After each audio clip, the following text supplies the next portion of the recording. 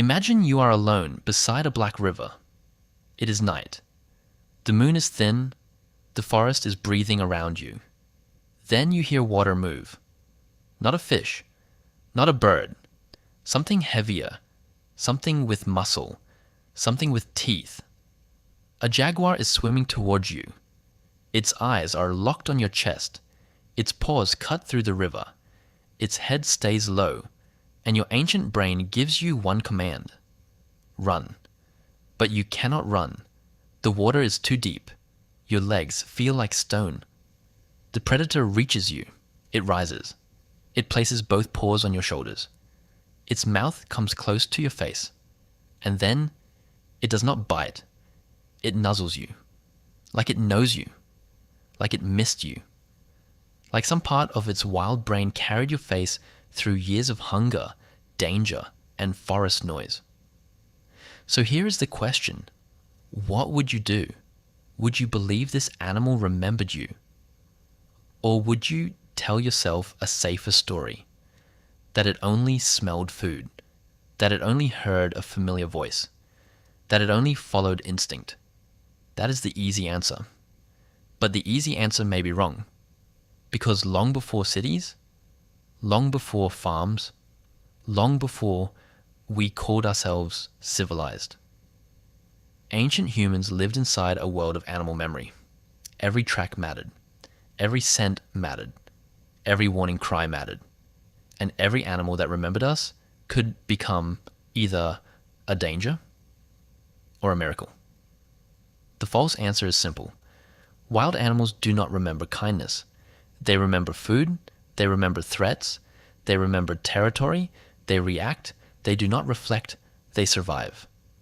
That sounds logical, it sounds clean, it sounds scientific, but nature is not clean. Survival is messy. Memory is older than language. And the brain systems that store fear, safety, and trust did not begin with humans. They were already there, deep inside mammals, deep inside birds, deep inside ancient life, before our ancestors painted caves, before they made fire, before they buried their dead. The animal brain was already asking one brutal question. Who hurt me? And who helped me survive? That question shaped everything. A prehistoric human who forgot a dangerous lion track could die. A wolf that forgot a generous hunting partner could starve. An elephant that forgot a water path could lose its herd. A bird that forgot where it hid food could freeze. Memory was not a luxury. Memory was a weapon, and sometimes memory became a bridge. There is a famous story from Brazil. A man named Christian stood waist deep in a river. A full-grown jaguar swam toward him. The animal was named Jiquitaya. Years earlier, she had been found as a cub, abandoned, weak, malnourished, near a logging site. Christian helped raise her. Then years passed, not days, not weeks, years. And still, when she saw him, she moved toward him with recognition. Not fear, not aggression, not the cold calculation of a predator. She wrapped herself around him. She pressed close. She behaved differently with him than with others. That is the detail that matters. Because if this were only food memory, the jaguar should treat every caretaker like a food source. But she did not. She tolerated others. She approached him. That is where the deeper reveal begins. The animal was not remembering humans as a category. It was remembering one human. And for ancient people, this would have been almost supernatural. Imagine a hunter-gatherer band moving through a forest. They rescue an injured young animal, maybe a wolf pup, maybe a bird, maybe a trapped antelope. They expect nothing. They move on, seasons pass, children grow, fires burn out. Then one day, the animal returns, not as prey, not as threat, but as recognition. To us, that feels like a story. To them, it may have felt like a message from the living world. But we do not need magic to explain it. We need memory. For a long time, many scientists believed animals mostly lived in the present. They could learn patterns. They could be trained. They could respond to cues. But remembering a specific past event with a specific individual at a specific moment, that was thought to be almost human.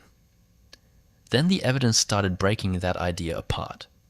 Small birds called scrub jays were tested. They remembered what food they had hidden. They remembered where they had hidden it. They remembered when they had hidden it. That matters. Because it is not just memory. It is a memory with structure. What, where, when. A tiny bird brain carried a timeline. That should humble us. Then came elephants. Elephants have been seen returning to places where family members died. They touch bones. They stand quietly. They do not eat the bones. They do not gain anything obvious. They linger, as if the place itself still holds a memory. Then there are chimpanzees. Some have recognized faces after more than 2 decades apart, 25 years. That is longer than many human friendships last. So the false answer starts to crack. Animals are not simple machines. They do not merely react. Many of them carry social maps. They carry emotional histories. They carry old encounters inside living brains. And those brains are ancient. Older than writing. Older than kings. Older than our species. The hippocampus is one of the key places where memories are formed and organized. In humans, it helps connect events to space, time, and emotion. But humans did not invent the hippocampus. We inherited it. It is part of a much older survival system, a system that tells an animal what should be remembered strongly. Fear gets marked. Pain gets marked. Relief gets marked. Safety gets marked. A neutral moment fades. A life-changing moment burns in. That is the secret. A rescued animal may not remember a rescuer the way a human tells a story. It may not think, that person saved me in the past. I should now feel gratitude. That is too human, too verbal, too neat. But the animal may remember the entire emotional shape of the event. The hunger, the weakness, the fear, the hands that did not harm, the voice that stayed calm, the smell of the person nearby, the pain ending, the panic fading, the body surviving. That is not a trick. That is a turning point. And turning points are hard to erase. Think about our ancestors. A prehistoric child burns a hand in fire. That child remembers fire. A hunter hears a leopard cough in the dark. He remembers that sound. A mother finds water after 3 days of thirst. She remembers that place. Memory exists because a survival demands it. Now place an injured animal inside that same logic. A cub is starving. A whale is trapped. A bird is wounded. A gorilla is raised, released, and later sees the human who once meant safety. The animal brain does not need poetry. It only needs association. But not all associations are shallow. Some are deep enough to last for years. This is why predator recognition feels so disturbing, because predators are not supposed to soften. At least, that is what our fear tells us. A jaguar is built like a weapon. Its bite can crush skulls. Its body moves through water, trees, and darkness. To ancient humans, a jaguar-like predator was not a beautiful animal. It was a night problem. It was an ambush. It was death with spotted skin. So when such an animal shows gentleness, our minds struggle. We want to explain it away. We say it was trained. We say it was hungry. We say it was confused. But maybe the uncomfortable truth is this. A predator can remain a predator and still remember a bond. Those two things can exist together. That is what ancient humans had to understand better than we do. They did not divide the world into cute animals and dangerous animals. They knew the same creature could feed you, kill you, warn you, guide you, or ignore you. The animal world was not sentimental, but it was not empty either. It was full of relationships. Some lasted minutes, some lasted generations, some may have shaped our evolution, because humans did not survive by strength alone. We were not the fastest, we were not the strongest. We did not have claws. We did not have armor. We survived by reading minds. Not perfectly, but constantly. We studied the eyes of predators. We studied the movements of herds. We watched birds scatter before danger. We followed vultures toward carcasses. We learned which animals feared us and which animals watched us back. Over thousands of years, humans became specialists in social memory. We remembered who shared food, who betrayed the group, who knew the safe path, who had seen the lions last. But we were not the only ones watching. Animals were remembering us too. A wolf that learned humans left bones near camp had an advantage. A bird that learned humans scared away bigger predators had an advantage. A scavenger that followed human hunters had an advantage. And maybe a human group that tolerated certain animals also gained something. A warning, a cleaner camp, a hunting partner, a future dog. This is where the ancient story becomes bigger. The bond between humans and animals may not have started with love. It may have started with fear. Then pattern, then tolerance, then memory, then trust. Not all at once, not like a fairy tale, but slowly, beside fires, at kill sites, near caves, at the edge of forests, one repeated safe encounter at a time. The wolf does not attack. The human does not throw the spear. The wolf returns.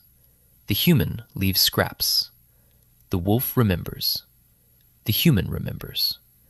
And somewhere inside that repeated memory, the modern world begins. But what about wild animals that were rescued? Do they feel gratitude? That is the dangerous question, because we want the answer to be yes. We want the whale to thank the divers. We want the jaguar to love the man. We want the gorilla to hug the human because it remembers childhood. Maybe it does. Maybe it does not. Science cannot climb inside another creature's private experience. It cannot hear the inner voice of a whale. It cannot translate the silence of an elephant touching bones. It cannot ask a jaguar what a face means after 4 years. But science can watch behavior. And behavior keeps pointing towards something deeper than reflex. There was a beluga whale in China. A diver was underwater during a freediving event. Her legs seized in the cold. She could not kick. She began to sink. The whale moved under her, lifted her, pushed her toward air. The simple answer is instinct. Belugas are social. They help distressed companions. That may be true. But the deeper reveal is that the whale did not push randomly. It pushed the human upward, toward the surface, toward breath. It responded to distress with rescue. That matters because rescue is one of the oldest social behaviors in nature. A herd closes around a calf. A whale supports a sick companion. An ape pulls another from danger. A bird calls out when a predator appears. Survival is not always selfish. Sometimes survival is shared. Then there is the story of a gorilla released into the wild. Years passed without contact. The gorilla became a full-grown silverback. Huge, powerful, dangerous. The human who raised him returned. People warned him not to approach. The animal was wild now. The forest was his territory. But the man called out, and the gorilla came. He pressed his face close. He held him. He sat beside him, then returned to the trees. Again, the false answer appears. Maybe it was just familiarity. But familiarity after years is still memory. And the form of the greeting matters. The animal did not charge, did not flee, did not treat the human as a stranger. It behaved like the past had not vanished. That is the ancient power of social memory. It can survive separation. It can survive danger. It can survive the return to the wild. Now, think of a whale tangled in ropes, a massive body trapped by human-made lines. A team of divers cuts it free. Each cut is risky. One tail movement could kill a person. Finally, the last rope falls away. The whale can leave. It has no reason to stay. No cage, no command, no reward. But it circles back. It moves near the divers. It nudges them gently. It approaches one by one. We cannot prove gratitude, but we can say this. The whale did not behave like nothing happened. It marked the moment. It stayed inside the memory while it was still being made. For ancient humans, moments like this would have changed myths. A whale that returns, a wolf that guards, a bird that warns, a predator that spares.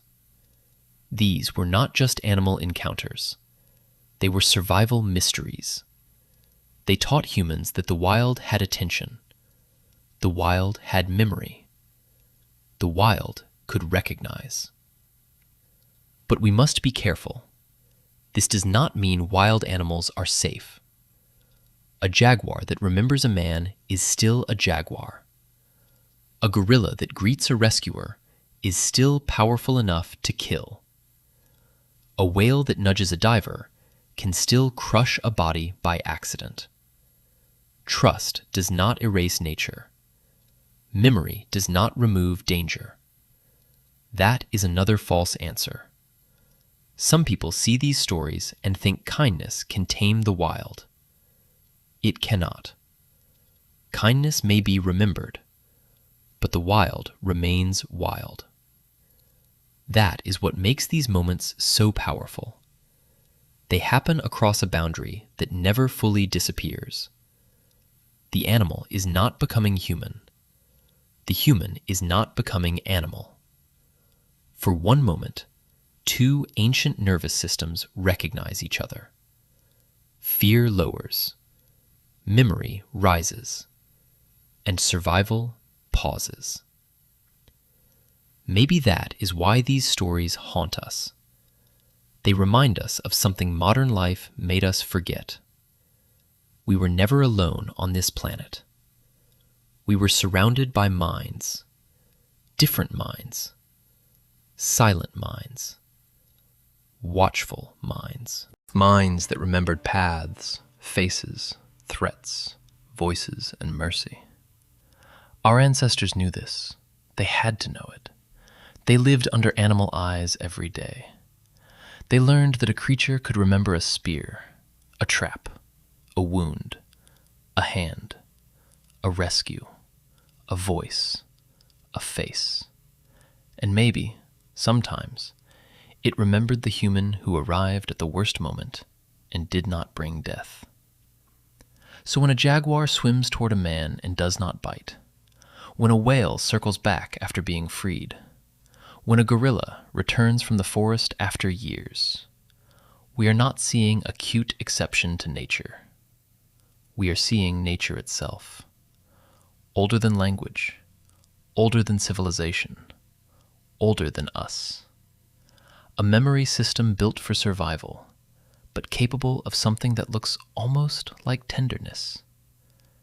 And maybe that is the deepest reveal. Wild animals may not remember kindness because they are like us. They may remember it because we are like them. We share the same ancient rule. Pain teaches. Fear teaches. But relief teaches too. And sometimes, the creature that ended your fear becomes impossible to forget.